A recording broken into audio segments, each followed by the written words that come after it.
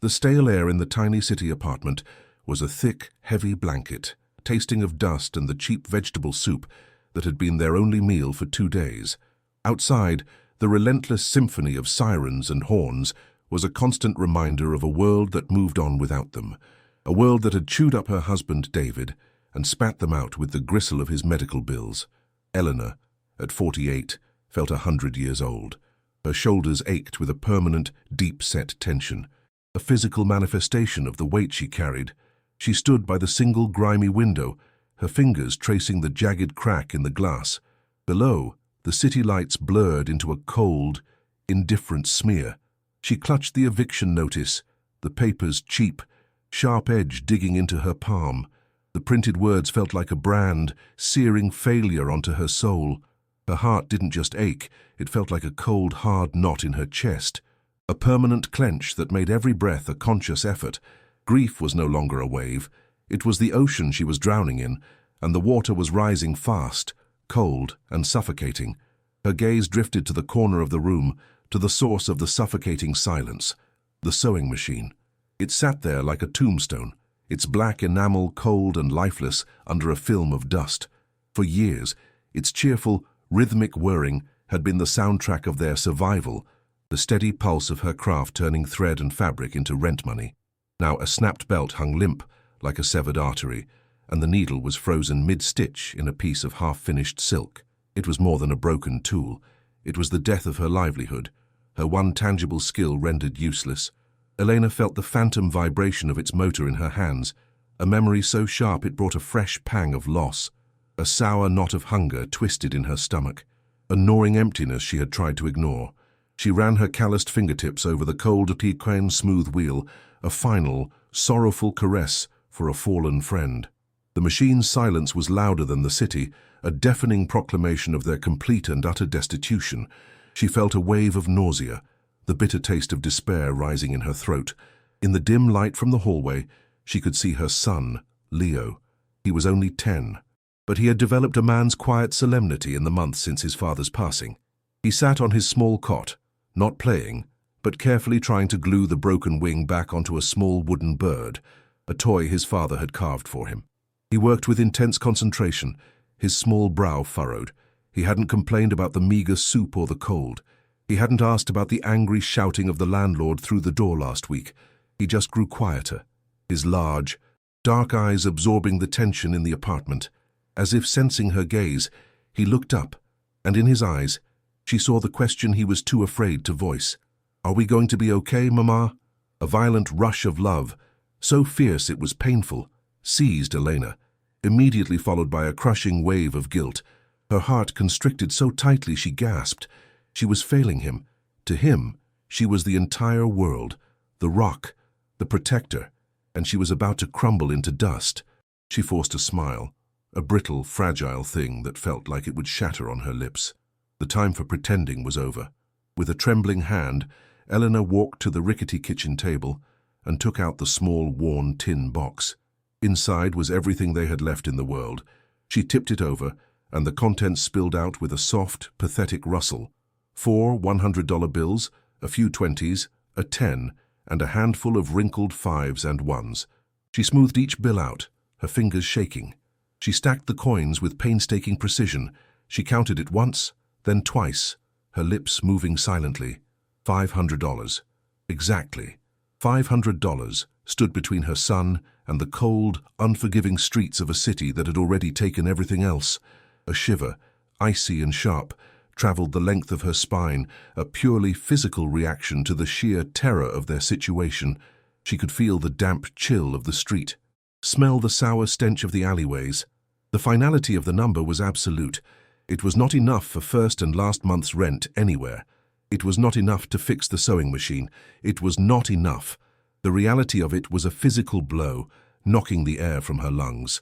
Her eyes flickered from the pathetic pile of money to the stark white of the eviction notice, then to the peaceful, trusting face of her sleeping son. A sob caught in her throat, a dry, ragged sound. In this city, they were finished. Every door was a wall of steel. Every helping hand was already holding something else. But then, a flicker, a crazy, desperate spark ignited in the deepest, darkest corner of her mind. An ad she'd scrolled past weeks ago. A digital ghost from a time when she still had a sliver of hope. A municipal auction, unclaimed properties, dilapidated, forgotten lots in the middle of nowhere, sold for pennies on the dollar because no one wanted them. It was the choice of a madwoman, a leap off a cliff into an unknown abyss. But staying here wasn't a cliff. It was a certainty of being pushed. The abyss, at least, was a choice she could make. A single hot tear finally broke free, tracing a cold path through the grime on her cheek. It wasn't a choice between safety and risk, but between a guaranteed end and the terrifying, fragile possibility of a new beginning. The transaction felt unreal, a frantic, desperate act conducted in the sterile blue light of the library's public computer screen. Elena's finger trembled over the mouse, the plastic cool and impersonal beneath her touch. The auction website was a garish collage of hope and ruin, displaying crumbling properties with optimistic descriptions. Lot 7B, stone house, rustic charm, significant potential. The photo was blurry, taken from a distance, showing a squat shape against a backdrop of trees. It cost $499, plus a $1 processing fee. Her entire world. Her heart hammered against her ribs, a frantic, trapped bird. She could feel the stares of other library patrons, though no one was looking. It was the heat of her own shame. With a choked sob caught in her throat, she clicked Confirm Bid. The screen flashed a confirmation, $500. Gone, in its place. She owned a digital receipt and a ghost of a property in a town she couldn't even pronounce. For a dizzying moment, she felt nothing but a cold, hollowing void. Then, a tiny, fragile seed of hope began to sprout in that emptiness. A roof. It might be a terrible roof, but it was theirs. Packing was a swift and brutal affair. A sad inventory of a life reduced to 2 worn suitcases and a cardboard box. Each item packed was a memory being sealed away. David's favorite wool sweater, which still smelled faintly of him, brought a fresh surge of grief that made her knuckles go white as she folded it. Leo's collection of smooth stones from the park, the few books they owned, the chipped ceramic mugs they drank their watery soup from. The broken sewing machine was an impossible weight, both physically and emotionally. She couldn't take it, but leaving it felt like leaving a part of herself behind, an admission of a final, irreversible defeat. Leo's ever so quiet, carefully wrapped the wooden bird his father had made in one of his own t-shirts, placing it gently in the box as if it were a holy relic. Eleanor felt a pang of guilt, so sharp it stole her breath. She was ripping him away from the only home he'd ever known, dragging him on a wild, desperate gamble based on a blurry photograph and a mad woman's prayer. Her stomach churned with anxiety, a sickening cocktail of terror and the thinnest, most fragile sliver of hope. The journey was a descent into a different world. The express train out of the city gave way to a regional line, which in turn led them to a wheezing, ancient bus that smelled of diesel fumes, damp wool, and stale cigarette smoke. The sleek, towering glass and steel of the city skyline dissolved behind them, replaced by sprawling suburbs, then flat, uninteresting plains, and finally, rolling hills that grew wilder and more untamed with every passing mile. The rhythmic thump-thump of the bus's worn tires on the cracked asphalt was a hypnotic, lulling sound. Leo pressed his face against the grimy window, his breath fogging the glass, watching the world transform. He pointed out a herd of cows, his eyes wide with a wonder Elena hadn't seen in months. For a fleeting moment, she allowed herself to feel it too. The air filtering through the open window was different here. It was thick with the scent of damp earth, of pine needles and growing things. It was clean. Her lungs, accustomed to city smog, drank it in. Maybe, just maybe, this wasn't a mistake. She felt the knot in her chest loosen, just a fraction. The bus driver, a man with a weathered face and kind eyes, let them off at a deserted crossroads marked by a single, leaning wooden sign. "Your stop," he'd said, his voice full of a pity she couldn't bear. "The old Almira place is a good 5-mile walk up that track. Good luck to you." The bus pulled away with a groan of gears and a puff of black smoke, leaving them in a profound and unnerving silence. The sheer scale of it was overwhelming. There were no sirens, no horns, no human sounds at all. only the rustle of wind through the tall, dry grass and the distant cry of a bird. The air was colder here, biting at their exposed skin. Elena adjusted the heavy suitcase in her hand, its handle digging into her palm. 5 miles.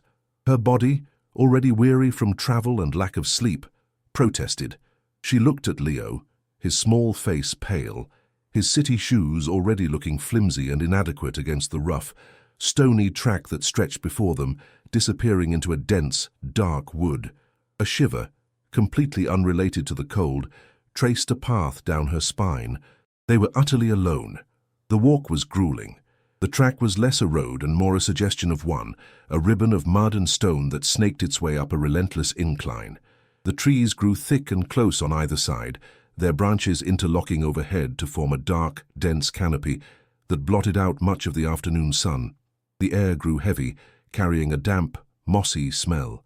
Every sound was magnified in the silence, the crunch of their footsteps, the rasp of their breathing, the frantic hammering of Elena's own heart. Leo, though tired, trudged on without complaint, his small hand clutching hers. He was scared. She could feel the trembling in his grip. She squeezed back, trying to project a confidence she was far from feeling. The hope that had flickered on the bus was now sputtering, threatened by the oppressive weight of the woods and the crushing isolation. With every step, a cold dread began to seep into her bones. The auction listing had said remote. It had not said forgotten by God and man. The silence wasn't peaceful. It was predatory. After what felt like an eternity, the woods thinned, opening into a large, overgrown clearing. And there it was. Her heart, which had been pounding with exertion, seemed to stop altogether. The blurry photograph had been a cruel liar, a master of deception. What stood before them was not a house with rustic charm. It was a carcass, a skeleton of a house. The stone walls were mottled with black and green mildew, looking diseased. Large sections of the roof were simply gone, leaving gaping black holes that stared up at the grey sky like the sockets of a skull. Most of the windows were shattered, the remaining shards of glass jagged and menacing. A wild, thorny bush had grown up one side, its tendrils creeping through a window frame as if the wilderness itself was actively devouring the structure. Elena's stomach plummeted. This wasn't a fixer-upper. This was a tombstone, a monument to her own catastrophic foolishness. The $500, every last cent she had purchased this pile of rubble. The breath left her body in a silent whoosh. Leo let go of her hand. His face, which had been tight with fear, now held a look of utter, heartbreaking disappointment. He didn't cry. He just stared, his small shoulders slumping. His silence was 1,000 times more painful than any accusation. Elena felt a wave of nausea so powerful she had to brace herself against a tree. The scent in the air here was thick, a putrid combination of wet, decaying leaves, stagnant water, and something else. A sour, musty odor of deep, old rot. It was the smell of abandonment. She dropped the suitcase. It landed with a soft thud on the damp ground, the sound unnaturally loud in the dead air. The hope she had so carefully nurtured, the tiny, fragile seed, was instantly and brutally crushed under the weight of this reality.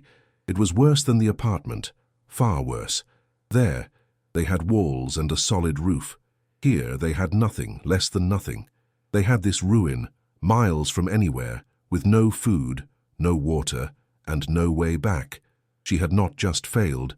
She had actively led her son into a trap of her own making. With leaden feet, she forced herself to move forward, to complete the masochistic ritual of inspecting her mistake. The front door hung crookedly on a single, rusted hinge. She didn't need to turn the corroded handle. She gave it a slight push, and it swung inward with a long, agonizing groan of tortured metal that echoed in the stillness. The sound was like a moan from the house itself, a cry of pain. The moment the interior was exposed, the smell intensified tenfold, rushing out to meet them in a nearly visible wave. It was the smell of a crypt. Damp earth, pervasive mold, the acrid tang of animal droppings, and the unmistakable scent of decay. A rat, disturbed by the light, skittered across the floor and disappeared into a crack in the wall. Leo flinched, pressing himself against Elena's leg. Her own skin crawled. She felt the desperate urge to turn, to run, to drag her son back down that path, but there was nowhere to run to. Her body felt impossibly heavy, each limb weighted down with the sudden, crushing reality of their situation. Stepping inside felt like a violation, like entering a place that had long ago been surrendered to forces of nature and time. Her foot landed not on a floorboard, but in a shallow puddle of slimy brown water. She looked up. The sky was directly visible through a massive hole in the ceiling, the ragged edges of the remaining timbers stark against the clouds. Rain and years of neglect had rotted the floorboards near the entrance, turning them into a soft, spongy mulch. The room was a disaster zone, littered with fallen plaster, chunks of roofing, and leaves that had blown in and turned into a dark, damp sludge. A single, decrepit wooden chair stood in the center of the room, one of its legs broken, leaning at a pathetic angle. It was the only piece of furniture. It was the loneliest, saddest thing Elena had ever seen. She felt a kinship with it, broken, useless, and abandoned. A cold draft snaked through the shattered windows, chilling her to the bone, a physical manifestation of the despair freezing her heart. Her eyes scanned the walls, desperately searching for a single redeeming feature, a single corner that wasn't damp or crumbling. She saw a light switch on the wall, its plastic yellowed with age. Driven by some absurd vestigial instinct, she reached out and flicked it. Nothing, of course, nothing. The silence that answered her action was mocking. She crossed to the small, alcove-like kitchen area. A rust-stained sink was torn from the wall, and a single, ancient hand pump stood beside it, its iron handle coated in a thick layer of orange corrosion. She wrapped her hands around it, the metal icy and rough against her skin, and pushed down with all her might. It didn't budge. It was seized solid, a useless metal sculpture. No electricity, no water. The last tiniest embers of hope were extinguished, leaving only the cold, black ash of despair. This wasn't a home. It wasn't even a shelter. It was a cold, damp, dangerous shell, more hazardous than the streets she had fled. A strangled sound escaped her lips, a mix between a gasp and a sob. She slid down the damp, mildewed wall, her legs giving way, until she was sitting on the filthy floor. The cold of the stone seeped through her thin clothes instantly, a deep, penetrating chill that felt like it was reaching for her soul. She wrapped her arms around herself, trembling not from the cold, but from the violent shock of her miscalculation. She had gambled everything, and she had lost in the most spectacular way possible. The city apartment, with its eviction notice and its broken sewing machine, now seemed like a palace. At least it was safe. At least it was dry. Here the wind moaned through the broken windows, a mournful, constant reminder of their exposure. Her gaze fell on her hands, calloused from years of sewing, now scraped and dirty from the journey. They were useless here. Everything about her was useless here. Her skills, her experience, her very being was worthless in this wilderness. She felt a hollowness inside her so vast and so absolute that it threatened to swallow her whole. Leo came and sat beside her, huddling close. He didn't speak. He just laid his head on her shoulder, his small body shivering. She pulled him into a tight embrace, feeling the frantic, frightened beat of his heart against her own. She had promised to protect him, and she had brought him to this. The guilt was a physical entity, a monster with claws sunk deep into her chest, tearing and shredding. A silent scream built in her throat, but she swallowed it down. She could not break. Not in front of him, but inside.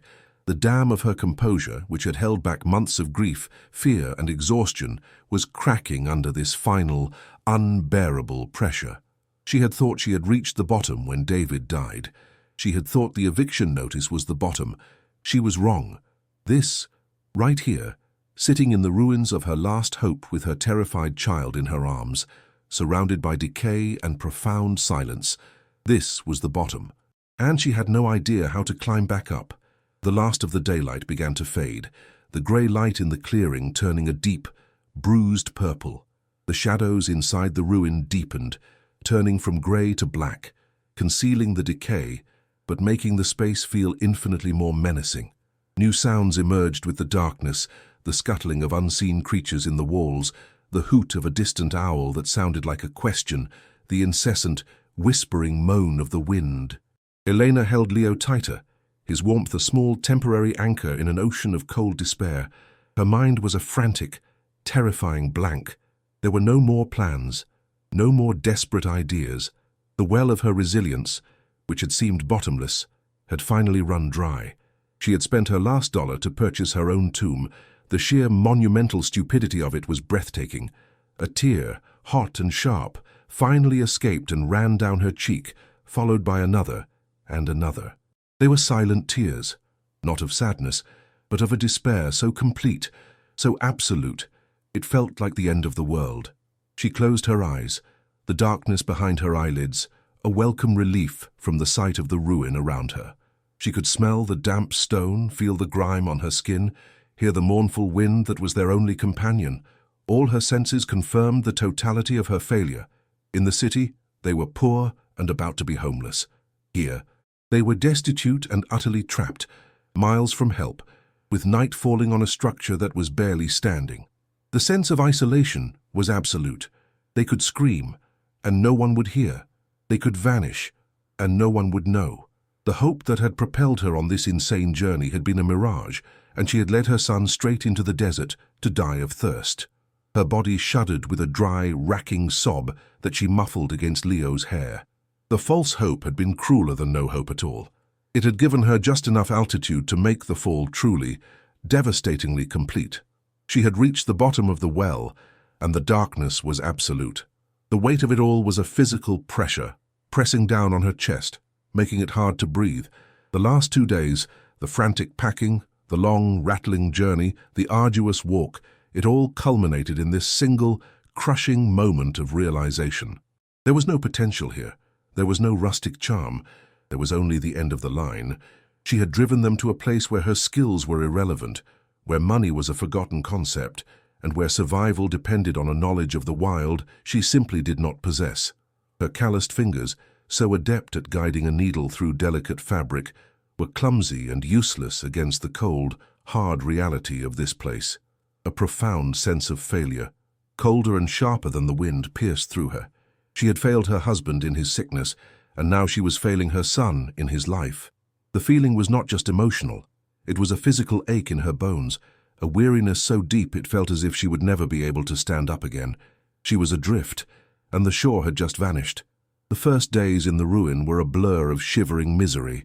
Survival became a brutal, mindless rhythm of gathering damp wood, trying to start a fire that produced more smoke than heat, and drinking the metallic-tasting water they collected from a slow drip from an overhang of rock. Elena felt a primitive exhaustion, a weariness in her very marrow. Every muscle screamed in protest from the unfamiliar labor. She worked relentlessly, driven by the sight of Leo's pale face and the quiet tremor in his small hands. They used fallen planks to board up the most shattered of the windows, a futile gesture against the relentless, invasive cold. The wind was a constant tormentor, a living entity that howled through the gaps in the stone, carrying the damp chill of the wilderness deep into their bones. Her hands, once nimble with thread and needle, were now raw, scraped, and permanently stained with dirt and grime. She felt a profound disconnect from her former self, as if that city seamstress were another person from a different life. A deep, aching despair was her constant companion. There was one wall, in the space that might have once been a living area, that was their greatest enemy. A section of the outer chinking had crumbled away, leaving a latticework of gaps between the massive, ill-fitting foundation stones. The wind didn't just seep through here. It charged through, a focused jet of icy air that made the corner of the room uninhabitable. It was a constant, audible reminder of their vulnerability, a low, weird, mournful whistle that rose and fell with the gusts, sounding like the world's saddest song. Elena spent hours trying to plug the gaps, a desperate and maddening task. She mixed mud with dead leaves, packing the cold, slimy paste into the cracks with her bare hands. The cold of the stones was so intense, it felt like it was leaching the warmth directly from her blood. It was a hopeless, Sisyphean effort. As soon as she packed one hole, the wind would find another, or her makeshift mortar would simply crumble and fall out, defeated by the damp. The monotonous, miserable work was a way to keep her hands busy and her mind away from the cliff edge of total panic. Leo, trying to help, would bring her handfuls of leaves and smaller stones, but his attention span, like any 10-year-old's, was short. While Elena worked with a frantic, desperate energy, her brow furrowed in concentration, Leo grew bored. He sat with his back against the cold wall, seeking the minimal shelter it offered. He began to trace the spiderweb of cracks in the old mortar with his finger, his small nail scraping away the soft, gritty material. He followed the lines as they outlined the massive, irregular blocks of granite that formed the base of the house. The stones were enormous, rough-hewn and ancient, covered in a thin film of green moss that was slick and cold to the touch. He imagined they were islands in a sea of crumbling grey mortar, his finger a little boat sailing between them. He felt a deep, hollow boredom, a stark contrast to the constant, vibrant noise of his city life. The silence of the ruin was so absolute, it felt heavy, pressing in on him from all sides. He leaned his full weight back against one of the larger stones, feeling its immense, cold solidity. And then, something happened. It wasn't a crumble or a shift of settling foundations. It was a distinct low scrape, a movement. The stone he was leaning against gave way, just a centimeter, but it was enough to unbalance him. He pushed forward, startled, his heart giving a little jump. He looked at the stone. It appeared no different from the others, a massive, unmoving block of granite. Was he imagining it? He placed his palms flat against its cold, damp surface and pushed. This time, he was ready for it. He felt it again, a slight but definite grating motion. A low grinding sound, stone scraping against stone, echoed in the oppressive quiet of the house. It was a sound that did not belong. It was not the sound of decay. It was the sound of construction, of something engineered. His breath hitched. A thrill, a mix of fear and excitement, shot through him. "Mama," he whispered, his voice sounding loud in the silence. "Mama, come quick. Look!" His eyes were wide, fixed on the colossal stone as if it were a sleeping beast he had just accidentally poked. Elena, her patience worn paper-thin by hunger and cold, barely glanced over. "Leo, please be careful. This whole place is falling apart. Don't push on the walls," she said, her voice sharp with exhaustion. Her hands were caked in mud, and a strand of hair had plastered itself to her cheek with a mixture of sweat and grime. She felt a flash of irritation. She was trying to perform the impossible task of making this tomb livable, and the last thing she needed was for her son to bring it crashing down around them. Her whole body was a symphony of aches and pains, and the cold had settled deep into her joints. She felt 100 years old, a frail and brittle thing on the verge of shattering. The hope that had carried her here had been replaced by a grim, joyless determination to simply see the next sunrise. She turned her back, ready to scoop up another handful of mud to continue her pointless battle against the wind, wanting only to be left alone with her monumental failure and the physical misery it had wrought upon her and her son, the guilt of it a hot coal in her gut. "No, Mama, it's not crumbling. It's different." Leo's voice was insistent, cutting through her fog of despair. "It moved. Listen." He pushed again with all his might, his small legs scrabbling for purchase on the dirt floor. The sound came again, louder this time, a deep, resonant scrap. It was the sound of something heavy and solid, moving in a track that had been designed for it. Elena froze, her hand hovering over the pile of mud. She turned slowly, her entire body suddenly alert. She had heard it clearly that time. It was not the sound of rot. It was the sound of a secret, a flicker of something she hadn't felt in days. Curiosity ignited within her. She walked over to where Leo stood, his small chest heaving with effort and excitement. She placed her hand on the stone. It was colder than the rest of the wall, or maybe it was just her imagination. She pushed. It was immensely heavy, but she felt it give, just as he said. A vibration traveled up her arm, a thrill of the unknown that momentarily erased the ache in her muscles. A new energy coursed through her tired limbs. Together, they put their shoulders into it. Elena's worn boots slipped on the damp floor as she leveraged her entire body weight against the colossal stone. Leo pushed beside her, his face red with exertion, grunting with every heave. The sound of the grating stone was deafening in the silence, a primeval groan that seemed to come from the very bowels of the earth, the air filled with the smell of disturbed dust and dry, ancient mortar. Her muscles, already strained from days of hard labor, screamed in fiery protest. A sharp pain shot through her lower back, but she ignored it, driven by a sudden, inexplicable certainty that they were on the verge of something important. The stone wasn't just loose, it was a door. A slow, agonizing pivot began, revealing a sliver of perfect, impenetrable blackness in the wall. The whistling of the wind that had tormented them was suddenly gone, replaced by a profound and unnerving silence from that corner of the room. The dark opening seemed to swallow the very sound around it, drawing them in with a terrifying gravity. Her heart was pounding in her ears. The stone finally swung inward, coming to a rest against an inner wall. It had pivoted on a hidden, rust-pitted iron axis. Before them was a square opening, about a meter high, a patch of absolute darkness that felt colder than the rest of the room. A different kind of air wafted out, not the damp, mossy air of the ruin, but an air that was bone-dry, stale, and utterly devoid of life. It was the smell of a place that had been sealed for an eternity, the scent of undisturbed dust and breathless time. Elena felt a primal fear, a deep-seated terror of dark, enclosed spaces. A shiver, sharp and electric, ran down her spine. Her mind, starved and exhausted, conjured images of snakes, of a forgotten well, of skeletal remains. Leo, however, felt no such fear. His eyes were wide with wonder. "It's a secret passage," he breathed, his voice full of the unblemished adventure of childhood. Elena put a protective arm in front of him, holding him back from the precipice of the unknown. Her hand was trembling violently, her knuckles white. The discovery had opened a loop, a question she was now terrified to answer. She needed to know. The possibility of what lay in that darkness was a powerful antidote to her despair. It was the first thing in this God-forsaken place that wasn't decay, that wasn't a disappointment. It was a deliberate, hidden thing. She looked around the debris-strewn floor, and her eyes landed on a long, thin piece of wood, probably part of a roof joist. She picked it up, its surface rough and splintery. Taking a deep breath to steady her nerves, she knelt and cautiously poked the timber into the black opening. She half expected it to plunge into nothingness or be met with the soft resistance of mud.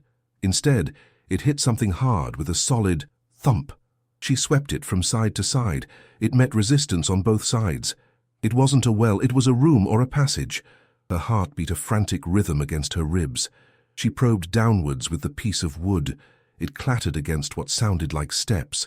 It was a staircase, leading down into the black. A wave of dizziness washed over her, a combination of fear, hope, and the lightheadedness of near starvation. It was all too much. They needed light. Her phone had died 2 days ago, its screen a useless black mirror.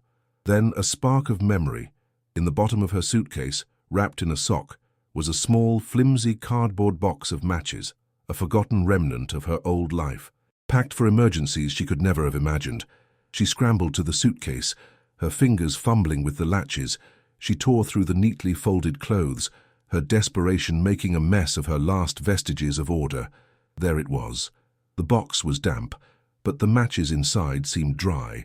She slid the tray open. 5. Only 5 matches left. 5 chances to see what this house had been hiding. She felt the fragility of the moment.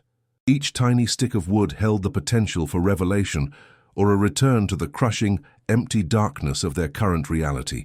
She took one out, its red tip a tiny beacon of promise. Her hand shook so much, she was afraid she would snap the delicate sliver of wood. She took a deep breath, the cold air burning her lungs, and knelt once more before the abyss that had opened in her wall. She struck the match.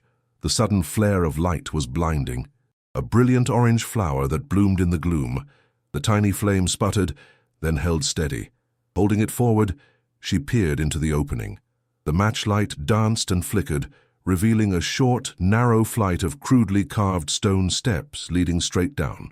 The walls were rough, undressed stone, beaded with a fine layer of crystalline minerals, not dampness. The air was so perfectly still that the flame burned straight and true, barely wavering. It was a cellar, a small hidden cellar, perfectly preserved, sealed away from the rot and the rain that had destroyed the rest of the house. The sight sent a fresh jolt through her, a powerful mixture of terror and elation. Secrets were kept in cellars. For the first time since their arrival, she felt something other than abject despair. It was a dangerous, thrilling hope, so intense it was almost painful. The match began to burn her fingertips. and she dropped it with a tiny hiss, plunging them back into absolute blackness. The image of the steps seared onto her retinas. "I'm going down," she said, her voice a strained whisper. She didn't know if she was talking to Leo or to herself. "Stay here." "No, I'm coming with you," Leo insisted, his small hand grabbing a fistful of her jacket. She didn't have the energy to argue. The thought of being alone in that hole was more terrifying than having him with her. She lit a second match. "Hold my hand, don't let go, and be quiet," she instructed, her voice low and urgent. She held the match aloft and took the first step down. The stone was cold and solid beneath her worn shoe. The air grew cooler, but it was a pleasant, dry cold, like a natural refrigerator. They descended slowly, one step at a time, their shadows dancing grotesquely on the stone walls around them. The cellar was small, no more than 3 meters square, with a low ceiling and a floor of hard-packed earth. And there, in the very center, as if placed on a stage, sat a large, dark object. It was a wooden chest, its surface blackened with age, bound with thick straps of iron that were coated in a layer of orange marked flaky rust. The match went out. The darkness that enveloped them now felt different. It was no longer empty. It was filled with the presence of the chest. It was a silence of anticipation. Eleanor fumbled for the third match, her fingers clumsy with a mixture of cold and adrenaline. The match flared to life. The chest remained. It was undeniably real. It was about 1 meter long, its wood warped and showing signs of rot, but it was fundamentally intact. It was the kind of chest you read about in stories, a pirate's chest, a treasure chest. The very idea was so absurd, so fantastical in the midst of their grim reality, that she almost laughed. A hysterical, broken sound bubbled in her throat. Was this some final cosmic joke? A chest filled with rocks, or worse, just more dust and decay? Her mind raced, oscillating wildly between the most fantastical hopes and the most cynical, bitter expectations. She could feel Leo trembling beside her, his breath coming in short, excited puffs. The tiny match flame illuminated their 2 faces, pale and wide-eyed in the ancient dark. This was it, a turning point. The match burned her fingers, and she dropped it. 3 matches gone, 2 left. "We have to open it," Leo whispered, his voice echoing slightly in the small space. The chest had a large, rusted hasp, but the padlock that might have once secured it was long gone. The lid was held shut by time and corrosion. Elena searched the floor in the dark, her hands patting the cold earth. Her fingers closed around a length of metal, a piece of rebar, perhaps left by the house's original builders. It was heavy and solid. A tool. She wedged the end of the iron bar under the lid of the chest. Taking a deep breath, she put her weight on it, using the chest itself as a fulcrum. The old wood groaned in protest. Splinters flew into the darkness. She pushed harder, her muscles straining, the iron bar digging into her shoulder.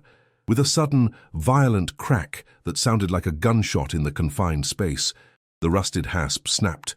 The lid, now free, lifted a few centimeters. A new smell escaped, the scent of old oil, canvas, and something else. A faint, metallic tang.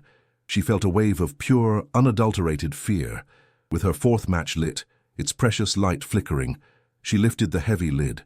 The hinges shrieked, a high, piercing sound of metal that had been fused by rust for decades. She heaved it open and let it fall back, where it crashed against the earthen floor with a dull thud. The matchlight fell upon the contents. The first thing she saw was a dark, greasy-looking cloth, cracked and stiff with age. It was an oilcloth, laid carefully over whatever was inside. Her heart was a frantic drum against her ribs. This was it, the moment of truth. With a hand that shook so badly she could barely control it, she reached out and touched the cloth. It was brittle and flaked away under her fingers. She grabbed a corner and pulled. The cloth tore, revealing what lay beneath. Her breath caught in her throat, a strangled gasp. The flickering light of the match was not reflected. It was absorbed and then returned. With a soft, buttery, unmistakable gleam, a dull, heavy, hypnotic glow. Her mind refused to process what her eyes were seeing. It was gold. It had to be gold, rows and rows of it. Her last match went out, but the image was burned into her mind. She didn't need to see. She reached into the chest, her hands trembling. Her fingers brushed against a smooth, cold, impossibly heavy object. It was rectangular, the size of a small brick. She wrapped her fingers around it and lifted. The weight was shocking. It was far heavier than a rock of its size. It felt ancient and powerful. She brought it close to her face in the darkness, her thumb tracing its sharp, defined edges. Even without light, she could feel a small embossed design on its surface.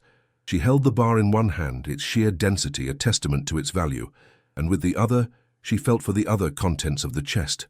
Her fingers brushed against more bars, neatly stacked, dozens of them. A fortune beyond her wildest, most fevered dreams. A wave of vertigo washed over her. This couldn't be real. It was a hunger-induced hallucination. She felt a hysterical laugh building in her chest, a dangerous, bubbling sound of a mind stretched to its breaking point. This much gold didn't exist in the real world. Clutching the single, heavy bar, she stumbled back up the steps and into the dying grey light of the main room. The gloom felt bright after the absolute black of the cellar. She held the bar up to the faint light, filtering through the hole in the roof. The color was unmistakable. A deep, rich, lustrous yellow. And then she saw it. The symbol she had felt with her thumb. Stamped into the surface of the gold was a small, sharp insignia, a stylized eagle perched atop a circle, and inside the circle, a stark, angular, crooked cross, a swastika. The blood drained from her face. A cold that had nothing to do with the temperature of the ruin washed over her. Her stomach lurched, and a sour, acidic taste filled her mouth. This wasn't a fairy tale treasure. This wasn't a pirate's chest. This was something else entirely, something monstrous. The heavy gold bar in her hand suddenly felt unclean, cursed. It felt like it was burning her skin.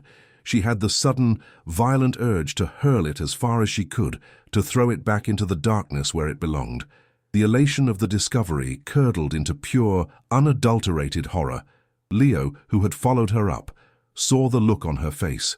"What is it, Mama?" "What's wrong?" he asked, his own excitement fading in the face of her terror. She couldn't speak. She just stared at the symbol, her mind racing, connecting dots she didn't even know were there.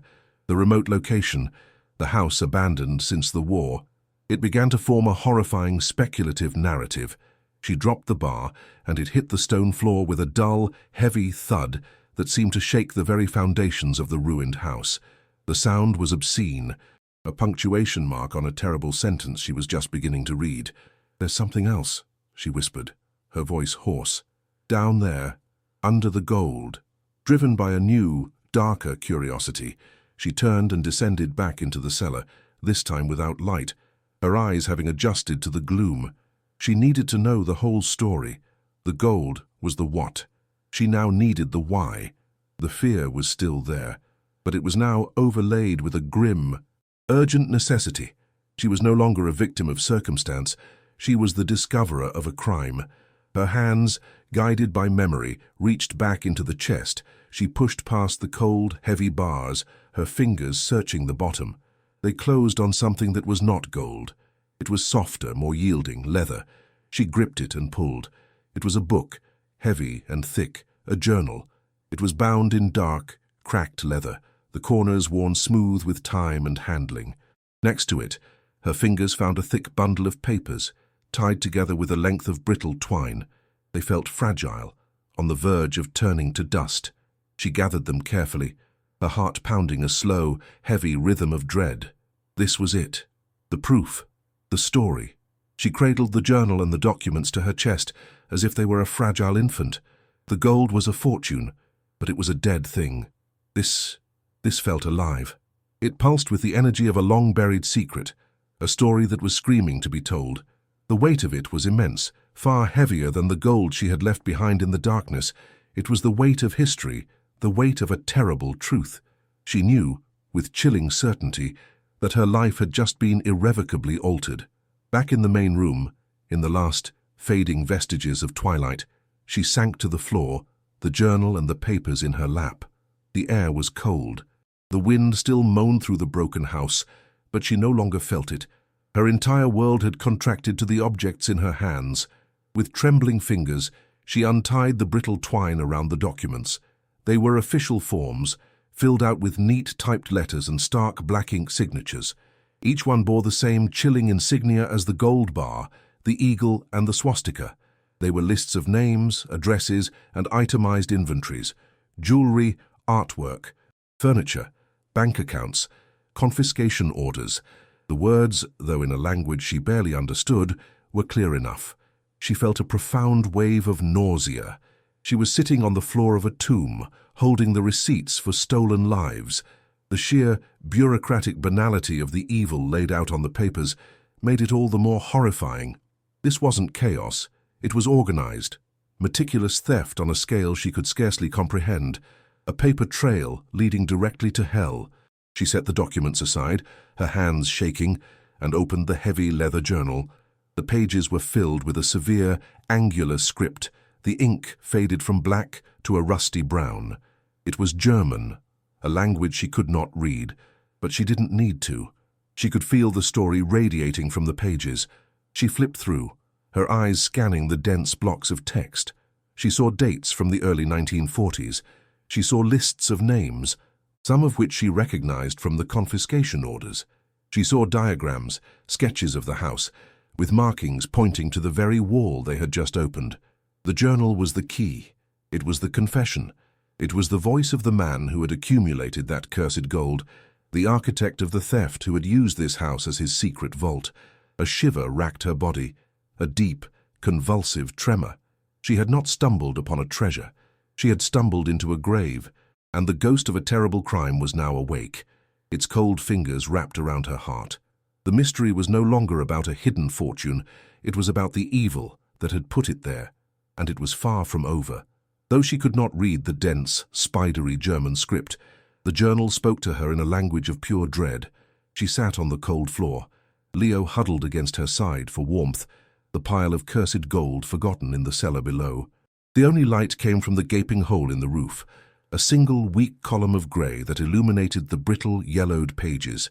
With a dirt-stained finger, she traced the severe, angular letters. The paper felt fragile, like dried skin, and smelled of dust and a faint chemical bitterness. Each page was a dense block of text, a meticulous chronicle of malice. Her heart, which had been racing with the thrill of discovery, now beat a slow, heavy, funereal rhythm. It was the rhythm of a terrible secret being unearthed, a story that did not want to be read but screamed from the very texture of the pages. The wind howled outside, a mournful chorus to the silent testimony in her hands. She felt a profound and chilling responsibility settle upon her like a shroud, heavier than any poverty she had ever known, cold and suffocating. She didn't need to be a linguist to understand the essence of the evil contained within. Certain words and numbers were a universal language of horror. She recognized names: Rosenberg, Klein, Adler, the same names she'd seen on the typed confiscation orders. The author had listed them here, too, but next to the names were chillingly personal details, observations about their homes, their children, the fear in their eyes. She saw dates: 1942, 1943, 1944, and then she saw a word she knew, a word the whole world knew: Juden. It appeared again and again, a stark, ugly stain on the page. The realization washed over her in a nauseating wave. This journal was a ledger of stolen lives. The author wasn't just a thief, he was a predator, a collaborator who had watched his neighbors be dragged away to their deaths, and then coolly stepped in to pick their homes clean. Elena's stomach twisted into a tight, painful knot. The hunger she'd felt for days was replaced by a sick, acidic churning. She felt like an intruder, a voyeur to a historical crime so monstrous it felt alive and breathing in the ruin around her. The documents were the cold, bureaucratic skeleton of the crime. The journal was its black heart, still beating with arrogant cruelty. Flipping a page, her eyes fell upon a crude but detailed sketch of the house, their house. An arrow pointed to the western wall, to the very stone they had moved, with a notation: Keller, cellar. Below it, a meticulous list of numbers corresponding to the gold bars, their weights, and the stamp they bore. It was a murderer's accounting book. He had built his fortune on the ashes of human lives and hidden it in the foundations of this very house, a treasure built on a mountain of corpses. Elena felt a violent shiver rack her body, a physical revulsion so strong she almost dropped the book. The gold wasn't a blessing. It was blood money, It was the physical manifestation of 1,000 stolen futures, of families torn apart, of children who never grew up. The sheer weight of this knowledge pressed down on her, crushing the air from her lungs. She was no longer just a desperate woman in a ruin. She was the guardian of a verdict. The voice of the man on the page, though silent, was deafeningly clear. It was a voice of cold superiority, of entitlement, completely devoid of remorse. He wrote not of guilt, but of opportunity. He described the acquisitions with the detached pride of a collector. He saw himself as clever, as deserving, as simply taking what was left behind by those who were no longer there to claim it. Eleanor felt a hot surge of pure hatred, an emotion so fierce it momentarily burned away her fear. This man, this ghost, had died before he could reclaim his stolen prize, leaving it to fester in the dark like a buried sin. And now, through some cruel twist of fate, she had become its unwilling discoverer. The mystery of the gold was solved, but it had opened a terrifying new loop. Who was this man? Did he have a family? Did anyone else know about the cellar and the fortune it contained? A cold dread began to creep back in, wrapping its icy fingers around her heart. The story wasn't over. She could feel it in the heavy, expectant silence of the house. The past was not dead, and she had just woken it up. The sound, when it came, was so alien it felt like a violation. It wasn't the natural rustle of wind or the scuttling of a rat. It was the low, aggressive rumble of a powerful engine, growing steadily closer. Elena's head snapped up, her body going rigid. Every nerve ending screamed with alarm. The sound was wrong. It was modern, expensive, and it was deliberately coming up their isolated track. Leo scrambled to his feet, his eyes wide with fear, and pressed himself against her. The rumble grew into a throaty growl, the sound of heavy tires crushing stone and mud. It stopped directly outside the house. Then, an unnerving silence, broken only by the ticking of the cooling engine and the frantic pounding of Elena's own heart in her ears. She felt a primal instinct to hide, to drag Leo back into the blackness of the cellar and pull the stone shut. But it was too late. Their car door slammed shut, a solid, inexpensive and definitive sound that sealed them in with the approaching danger. She clutched the journal to her chest as if it were a shield, its terrible weight a sudden, strange comfort. A shadow fell across the open doorway. A man stood there, a tall, immaculate silhouette against the grey afternoon light. He paused for a moment, his eyes adjusting to the gloom, a predator scanning its territory. He was dressed in a way that was completely incongruous with the setting. A dark, tailored suit that probably cost more than Eleanor had seen in her entire life. Polished black leather shoes that looked insulted by the mud they had to stand near. The air, which had smelled of damp earth and decay, was suddenly cut through with a sharp, clean scent of expensive cologne, an aroma of power and wealth that was an assault on the senses. He took a step inside, his movements deliberate and confident, the crunch of his shoes on the debris-strewn floor unnaturally loud. He was not here by accident. He did not look surprised by the ruinous state of the interior. He looked as though he owned it, and everything in it. Eleanor felt her breath catch in her throat. Her blood ran cold. This was him. The answer to her question had just walked through the door. He was perhaps in his late 60s, with a full head of silver hair swept back from a high forehead. His face was handsome in a severe, aristocratic way, with a strong jaw and cold, pale blue eyes that seemed to take in everything at a single glance. They swept the room, noting the boarded-up windows, the damp floor, and then they settled on her. They held on Elena and Leo, huddled in the corner, covered in dirt, looking like frightened animals. There was no pity in his gaze, only a cool, calculating assessment. A faint, condescending smile touched the corners of his thin lips. "Good afternoon," he said. His voice was smooth, educated, a low baritone that oozed cultivated charm, but it held an underlying tone of steel that made the hairs on Eleanor's arms stand on end. "I'm Mr. Tavares. I am the councilman for this district." He extended a perfectly manicured hand, not to shake, but as a gesture of magnanimous introduction, a king greeting a peasant. Eleanor felt her entire body go tense. The name, Tavares, it felt like a key turning in a lock. He let his hand drop when she didn't move. He continued to smile, but his eyes remained cold, analytical. I must confess, I was surprised when I learned someone had purchased this old property. It has been derelict for decades, as you can see, he said, gesturing around the ruin with a sweep of his hand. It is in a rather hopeless state. No water, no electricity, and frankly, South, it is structurally unsound. Dangerous even. I'm surprised the municipality even listed it for sale. An oversight on their part, I assure you.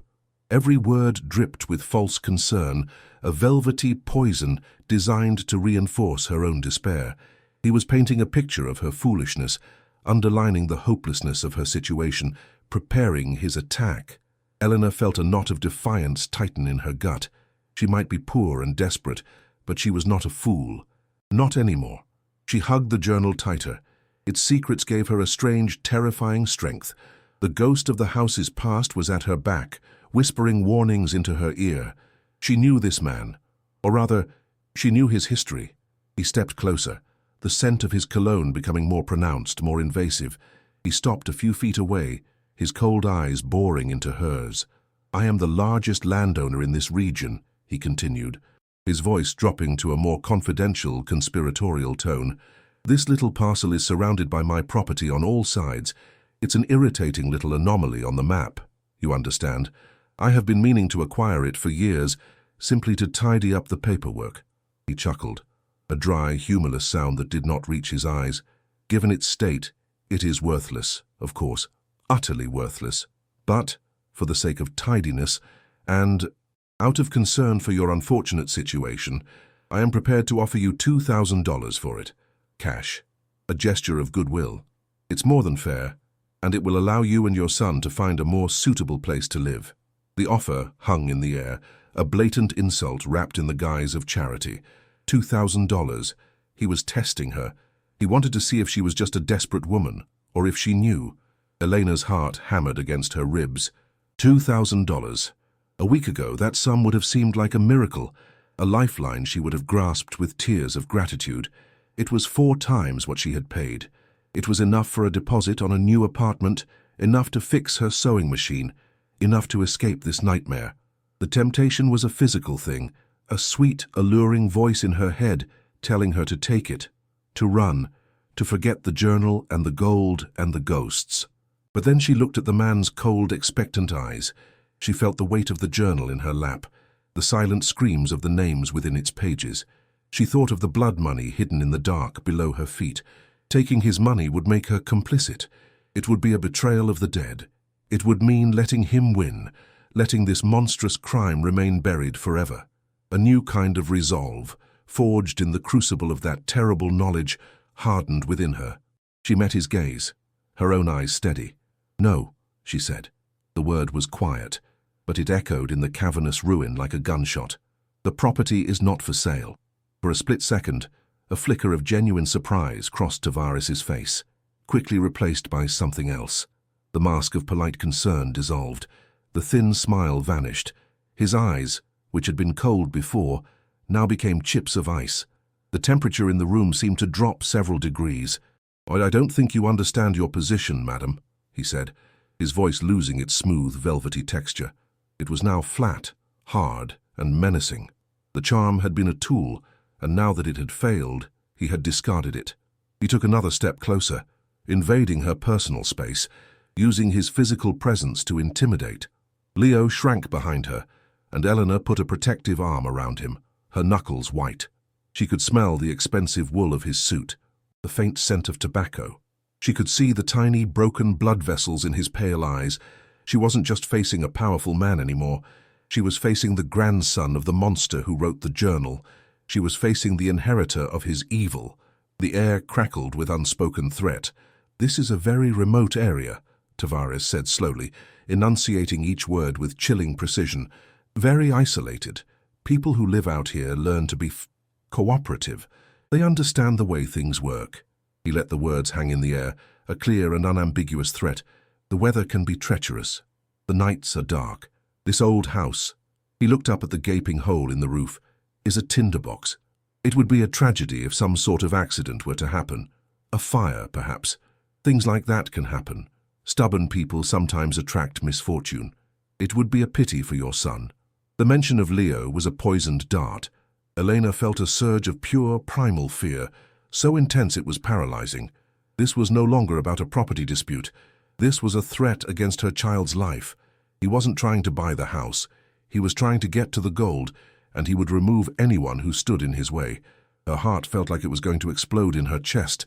The silent journal in her lap now felt like a ticking bomb. He held her gaze for one more long, terrifying moment, his face a mask of cold, reptilian indifference. He had delivered his message.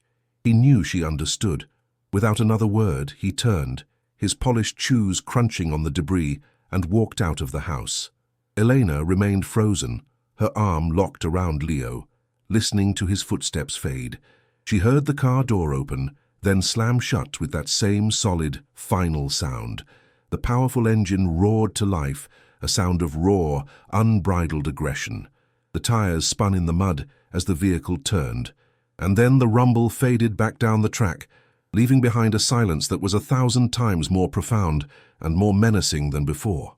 The scent of his cologne lingered in the air, a ghost of his presence, a promise of his return. The ruin no longer felt just abandoned and decayed. It felt targeted. It felt like the scene of a future crime. She was no longer just a trespasser on history. She was an active participant in a very dangerous present. The grey light began to fail, and the shadows in the corners of the room deepened, crawling toward her like grasping fingers.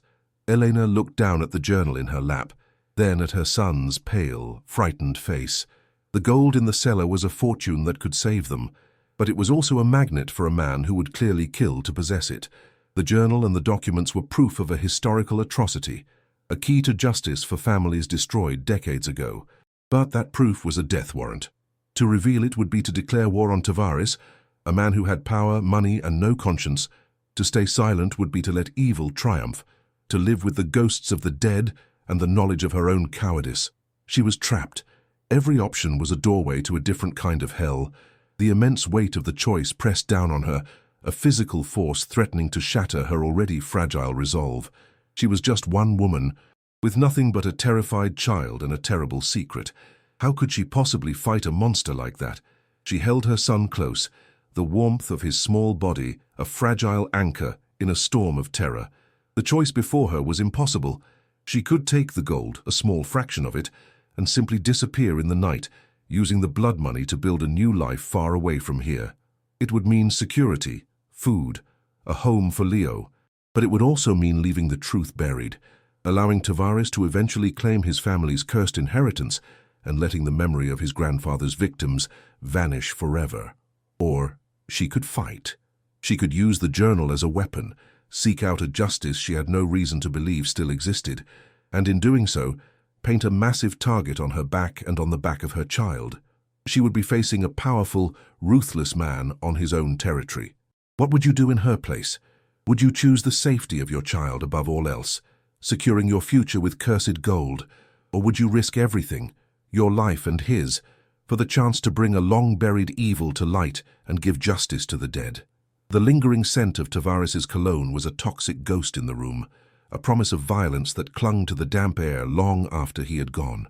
Elena sat frozen on the floor, the heavy journal in her lap, a block of ice against her skin. The ruin was no longer a symbol of her failure. It had transformed into a cage, a tomb she had willingly entered and could not now leave.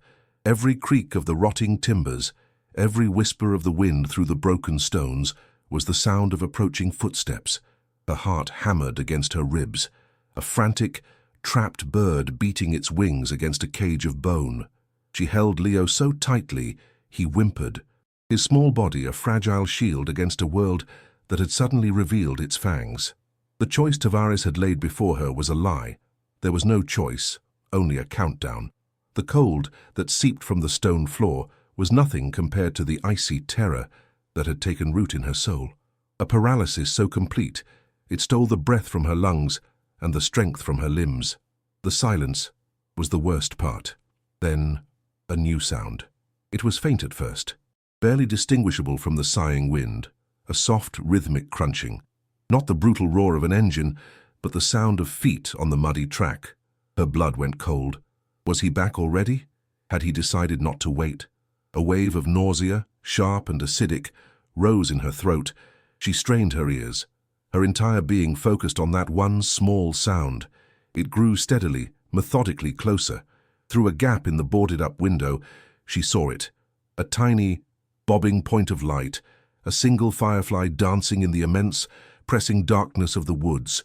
It swung back and forth, a hypnotist's pendulum, mesmerizing her with fear. Her mind screamed. This was it.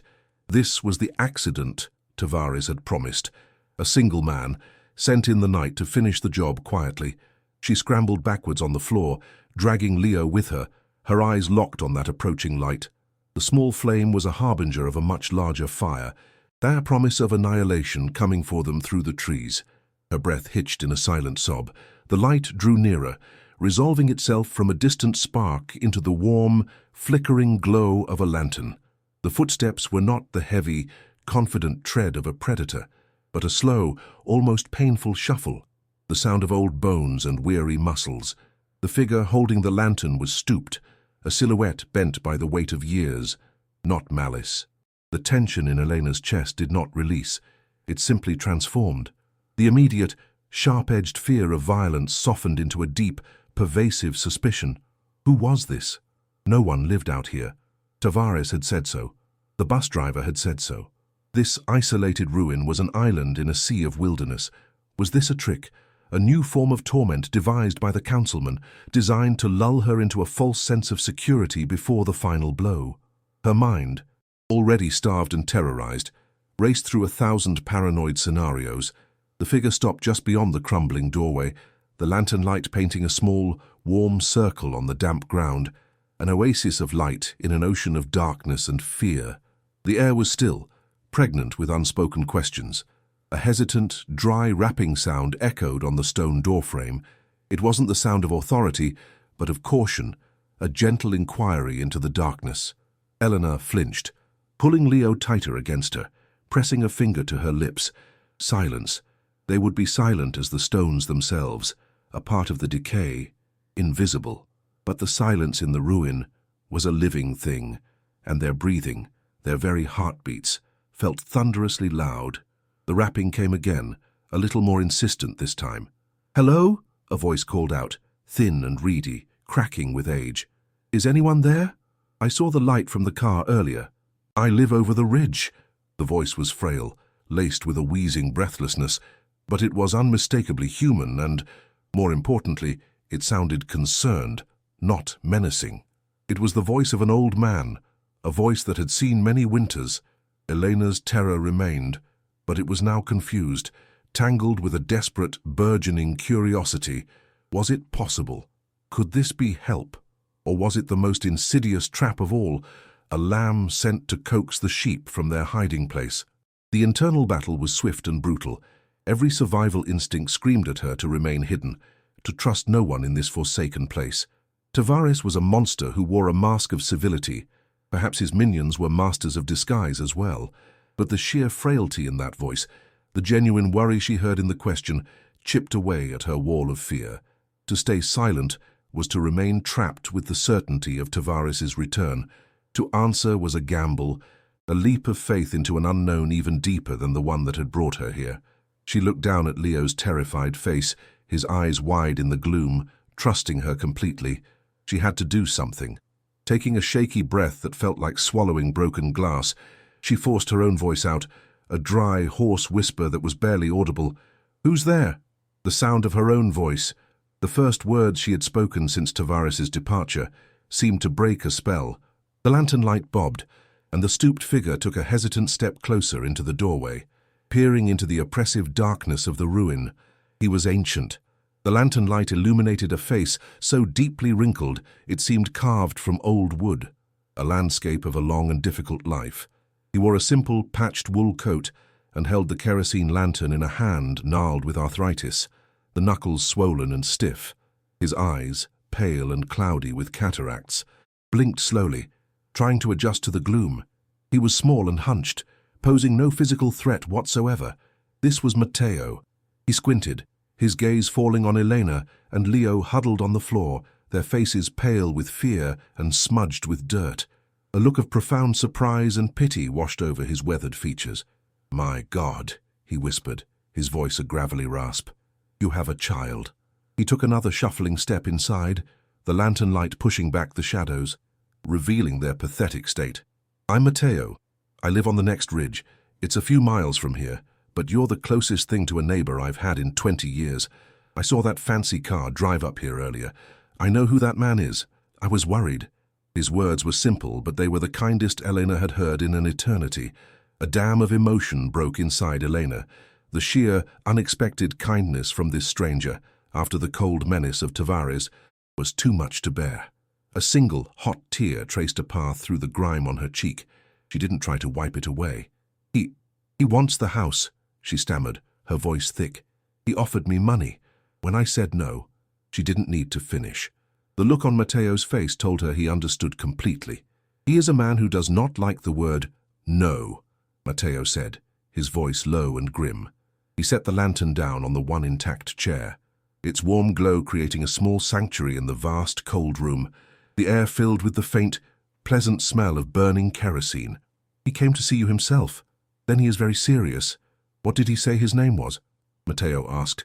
Though his eyes showed he already knew the answer, Elena's heart pounded. This was the moment. She had to trust someone. "Tavares," she whispered, the name tasting like poison on her tongue. "He said he was Mr. Tavares." The old man's entire body seemed to stiffen, his frail form suddenly radiating a cold anger. At the name, a fire rekindled in Matteo's clouded eyes, burning away the gentle pity and replacing it with the embers of an ancient rage. His jaw tightened, the wrinkled skin pulling taut over the bone. "Tavares," he repeated, the name a curse on his lips. He spat on the dirt floor, a gesture of profound contempt. "I knew it. He is his grandfather's shadow. Cast long over this valley. That family's greed is as old as these stones, and just as cold." He looked past Elena, his gaze fixed on the mildewed walls of the ruin, as if seeing straight through them into the past. "I was a boy, no older than your son, during the war. This house, this was not a ruin then. It was a home. It was full of life." His voice, which had been frail, now took on a new strength, the strength of a storyteller, the last guardian of a history everyone else had forgotten or was too afraid to remember. He was no longer just a concerned neighbor. He was a witness. Elena felt a shiver run down her spine, a premonition that she was about to hear the final, missing piece of the terrible puzzle she had unearthed from the ground. Matteo pulled his worn coat tighter around himself, not against the cold of the room, but against the chill of memory. "The Klein family lived here," he said softly, his voice thick with a sorrow that was almost 80 years old. "Mr. and Mrs. Klein, and their daughter, Hannah. She had hair the color of wheat and could climb trees faster than any of the boys." He smiled a faint, sad smile, a ghost of a memory flickering across his ancient face. "They were good people, kind people. Mr. Klein was a watchmaker. He gave me a piece of chocolate once. A rare thing in those days." He paused, his eyes lost in the past, and the warmth from the lantern seemed to dim in the face of his grief. Elena listened, mesmerized, the journal in her lap suddenly feeling heavier. The abstract names on the confiscation orders, Adler, Rosenberg, Klein, were no longer just words. Klein now had a face. It was the face of a kind watchmaker, and a little girl with wheat-colored hair who could climb trees. The crime had become devastatingly, heartbreakingly personal. A lump formed in Elena's throat, thick and painful. Then the soldiers came. Matteo's voice dropped to a barely audible whisper, his eyes wide with the remembered terror of a child. "Not our soldiers. The ones in the grey uniforms. They came in big, loud trucks that tore up the road. We all hid. My father pushed me under the floorboards of our porch. I watched through a crack." He shuddered, a deep, convulsive tremor that shook his frail body. "I saw them take the Kleins away. They didn't even let Mrs. Klein bring a coat. Hannah, she was crying, holding a little doll." He stopped, his breath catching in a dry sob. He looked at Leo, and for a moment, the 80 years between the two boys vanished. "I never saw them again." He wiped a tear from his eye with the back of his gnarled hand. A week later, a new man moved in, a powerful man everyone was afraid of. He worked with the soldiers. He wore a fine suit just like his grandson does today. It was the first Tavares. He walked around this house as if he had built it himself, as if the ghosts of the Kleins weren't watching him from every window. Elena felt the blood drain from her face. It was all true. Everything she had pieced together from the cursed artifacts in the cellar was now confirmed by a living, breathing witness. This old man, this guardian of memory, was the final link in the chain. The grandfather of the collaborator had not just taken their assets, he had taken their home, the very place she now sat. She was sitting in the middle of a crime scene 80 years cold. The realization made her skin crawl. The house felt different, imbued with a palpable sorrow, the air thick with the silent screams of the Klein family. He stole from them, Elena said, her voice shaking as she voiced the certainty. Everything. I found it. I found what he hid. Matteo's weary eyes snapped back to her, widening in understanding and then in alarm. What did you find, child? What cursed thing did that devil leave behind in this ground? His question was not one of greed, but of deep ancestral fear. He knew the evil of the Tavares family was not the kind to be buried and forgotten. It was the kind that poisoned the earth it was buried in. Driven by an instinct to share the terrible burden, Elena gestured towards the dark opening in the wall. In there, a cellar, hidden behind a stone. Her voice was low and urgent, a conspirator's whisper. Gold, bars of it, stamped with the Nazi emblem. And at this, with trembling hands, she held out the leather-bound journal and the stack of brittle confiscation orders. Matteo shuffled closer, his eyes peering at the objects in the flickering lantern light. He could not read the German script, but he didn't need to. He recognized the stark, evil geometry of the swastika on the official papers. He reached out a trembling finger and touched the cover of the journal, recoiling slightly, as if it were hot. The proof, he breathed, a sound of awe and terror. All these years, the whispers were true. He documented his sins. His face, already pale, seemed to turn to ash. The abstract suspicion he had harbored his entire life was now a tangible object, a book full of names and dates and unimaginable cruelty. He looked from the journal to Elena, his eyes filled with a new, urgent fear, not for the past, but for her. You must not be here when he comes back, Matteo said, his voice suddenly sharp and commanding. The frail old man was gone, replaced by a survivor who understood the enemy. His grandfather was a monster, but he had a leash. This one, the new Tavares, he has no leash. He has money and power. He owns the local police and the local judges. There is no one in this valley who will help you against him. The hope that had flickered in Elena's chest at finding an ally was immediately extinguished by the cold, hard reality of Matteo's words. She was still alone, just with a clearer picture of her enemy. If he knows you refused his offer, Matteo continued, he will not make another one. He will simply remove the problem. This house, this proof, you and your boy, you are the problem. His words were like hammer blows, each one driving the nail of fear deeper into her heart. The ruin, which had been a cage, now felt like a death trap, its crumbling walls ready to become her tomb. She looked at Leo, sleeping fitfully against her, and a fierce, protective instinct overwhelmed her paralysis. Where can we go? Elena asked, her voice cracking with desperation. The world had shrunk to this single, isolated clearing in the woods.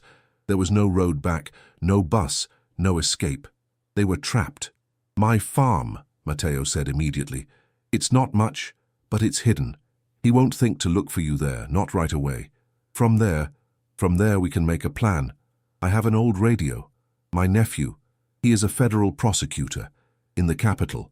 He is outside Tavares's reach. He is a good man. If we can get this proof to him, he will know what to do.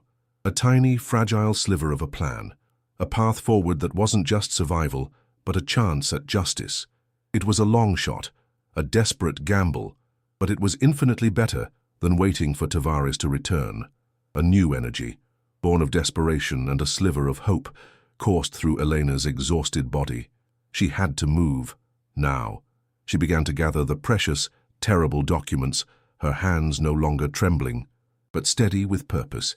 She would not let the story of the Kleins be burned and buried with her, but it was already too late.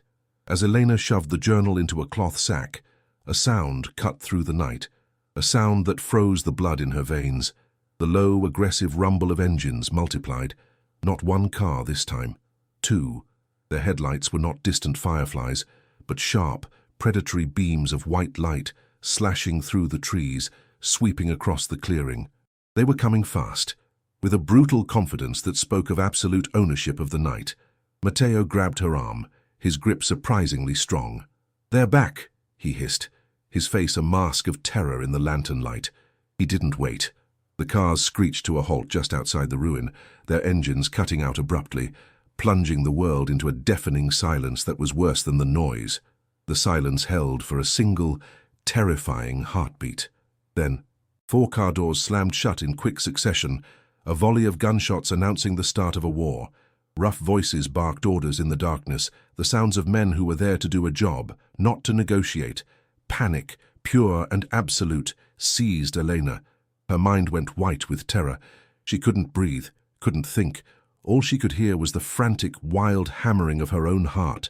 Leo woke with a startled cry, his eyes wide with fear as he took in the scene, the bobbing flashlights outside, the shouting men, the palpable sense of imminent violence. Matteo's urgent voice cut through her paralysis. "Elena, we must move. Now! They will not knock this time." Heavy, running footsteps thudded on the damp earth, coming straight for the house. There was no hesitation. With a deafening crash of splintering wood, the entire doorframe gave way, kicked in by a heavy boot. 2 large, hulking silhouettes filled the entrance, their broad shoulders blocking out the night. A third followed behind them. They were not here to talk. They were here to erase. Elena's body finally responded to her mind's screams, and she scrambled backwards, dragging Leo with her, shielding him with her own body as the men stepped into the room. One of the men shone a powerful flashlight beam directly into her eyes, blinding her, pinning her like a terrified animal. The light was painfully bright, erasing everything but the dark shape of the man behind it. "The boss gave you a very generous offer," a low, gravelly voice said. The words were calm, almost bored, which made them infinitely more terrifying. "He doesn't like to be disappointed. You should have taken the money." Then another smell cut through the air, overriding the sense of damp earth and kerosene.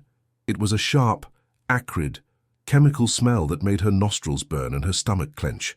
Gasoline. She heard a sloshing sound, the liquid glugging from a large canister onto the dry, rotted floorboards near the entrance. Her blood ran cold. The accident was here. They were going to burn the house, and with the evidence, with the history, and with them inside it. It was a simple, brutal, effective solution. In the ashes, no one could prove a thing. The man with the flashlight chuckled, a lowy, cruel sound. "Nothing to worry about, it'll be quick. The back room, the scullery." Matteo's voice was a sharp hiss in her ear, a lifeline in the overwhelming terror. There was a small window. "For ventilation. Follow me."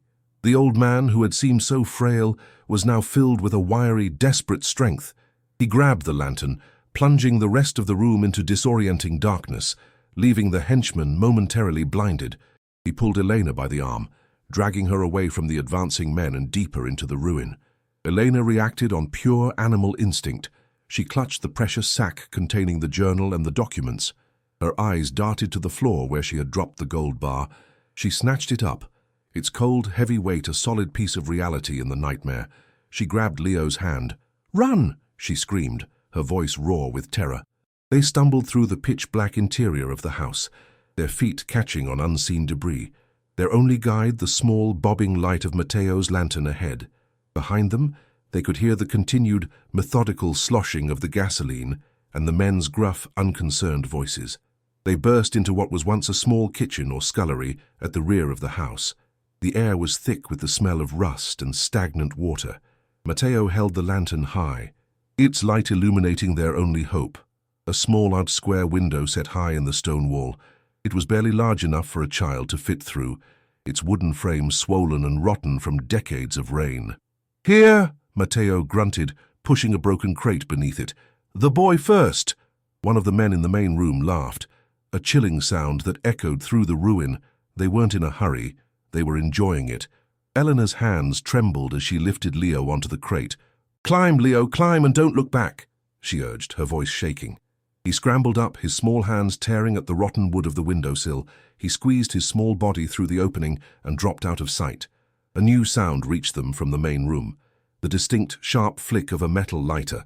followed by a soft whoosh.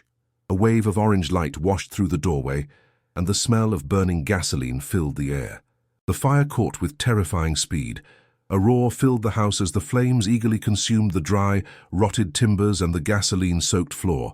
The heat was instantaneous and intense, a physical blow. "Your turn! Go!" Matteo shouted, his voice hoarse over the growing roar of the inferno. Elena didn't hesitate. She threw the sack with the journal out the window, heard it land with a soft thud on the ground outside. She clambered onto the crate, the firelight casting her frantic, dancing shadow against the wall. Splinters from the rotten window frame dug deep into her palms and arms, but she didn't feel the pain. She squeezed through the opening, her clothes snagging on a nail, tearing with a loud rip.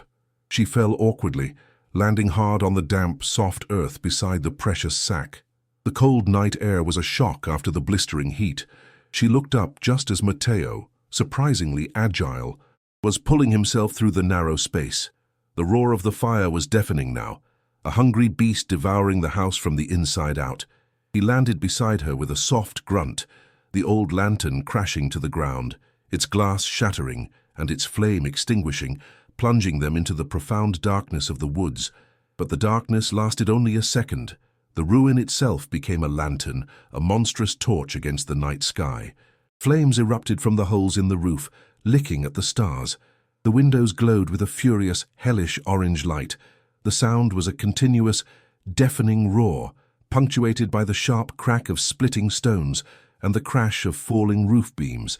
They had escaped, but their sanctuary, the scene of the crime, the place that held 80 years of secrets, was being violently, irrevocably erased from the earth. The heat was so intense they could feel it on their backs, even from a dozen meters away. The silhouettes of the henchmen were briefly visible against the inferno as they walked calmly back to their cars, their job done. They had no idea their prey had escaped the trap. "We cannot stay here. Into the woods. Quickly!" Matteo gasped, grabbing her arm and pulling her away from the mesmerizing, horrifying spectacle. They didn't look back. They plunged into the pitch-black forest, away from the track, away from the firelight. The wilderness that had been their prison was now their only hope for salvation. Thorns and unseen branches tore at their skin and clothes, ripping and scratching. Their feet slipped in the mud and caught on tangled roots. Elena held Leo's hand in a death grip on one side and clutched the heavy sack with the journal and the gold bar on the other. Adrenaline coursed through her, a potent cocktail of terror and a new, steely resolve. They ran blindly, fueled by fear, their lungs burning, the only sounds the crackling of the distant fire, the frantic pounding of their own hearts, and the ragged, desperate gasps of their own breath as they fled into the arms of the unforgiving night, hunted and homeless, but carrying the truth with them. The frantic, desperate flight ended at Matteo's farmhouse, a small, weathered structure that smelled of wood smoke, old earth, and a quiet, stubborn resilience. The distant glow of the fire painted the southern sky a sickening orange, a constant reminder of their narrow escape. Inside, by the light of a single candle, Matteo hunched over an ancient ham radio, its crackles and static a fragile lifeline to the outside world.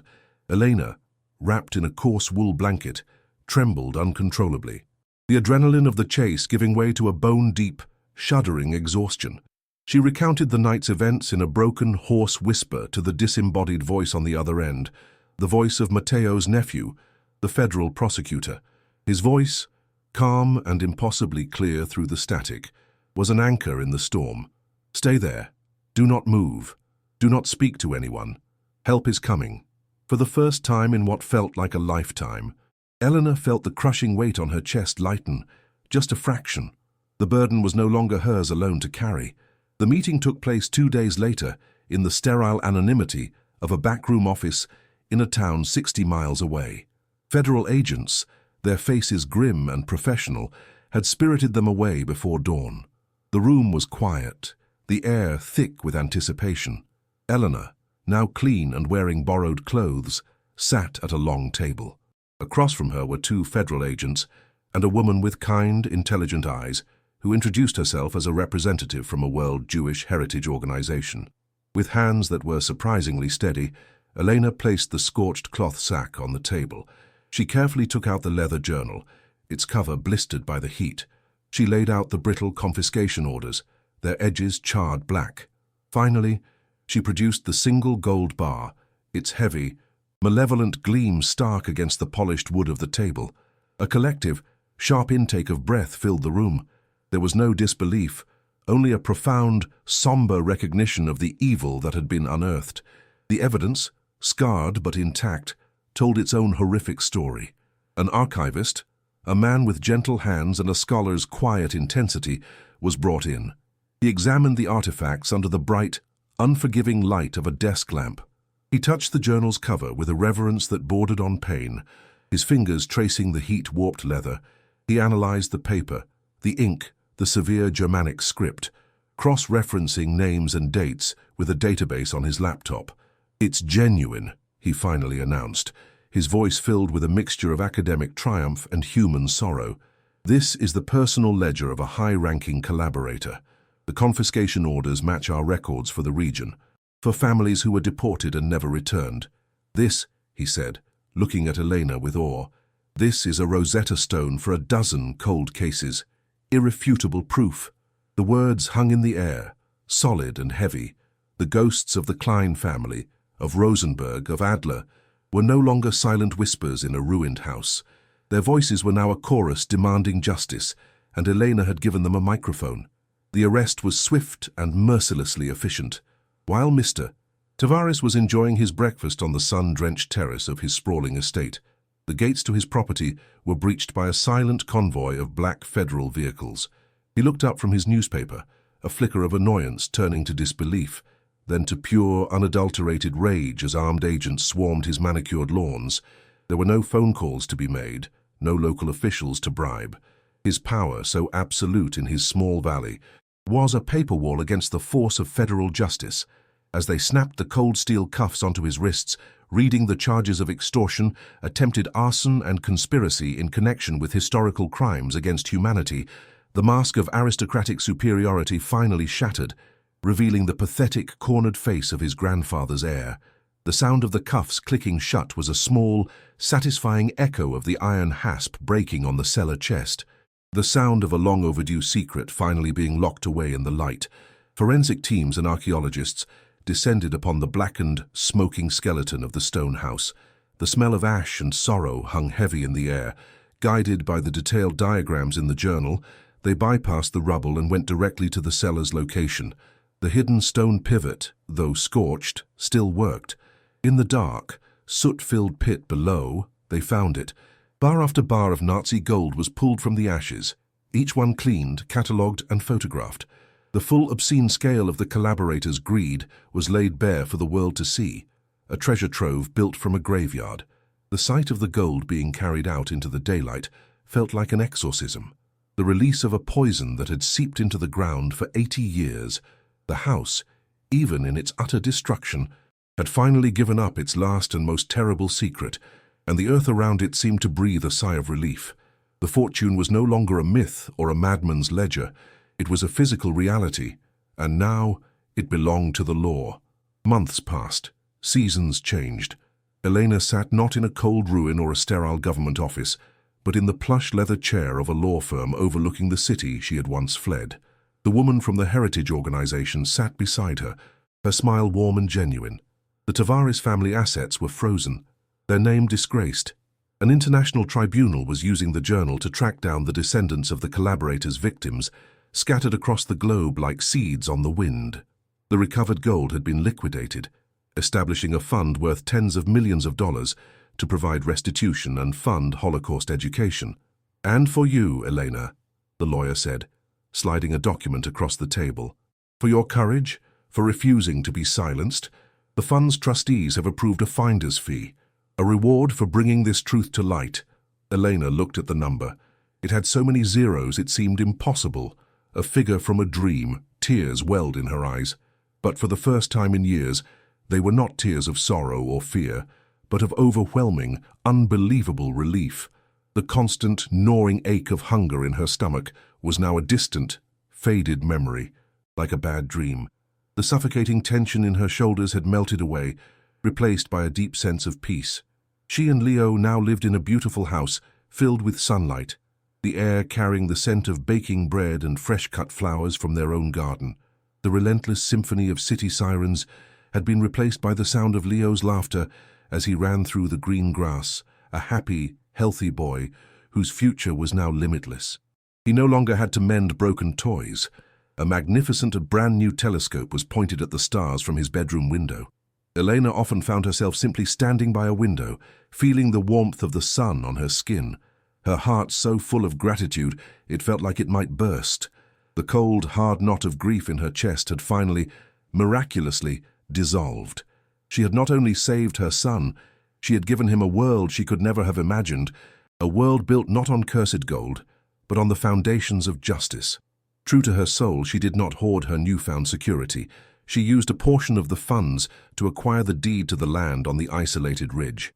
She hired the country's best historical restoration experts, not to build a monument to her own success, but to perform an act of remembrance. With painstaking care, they rebuilt the old stone house, stone by stone, beam by beam.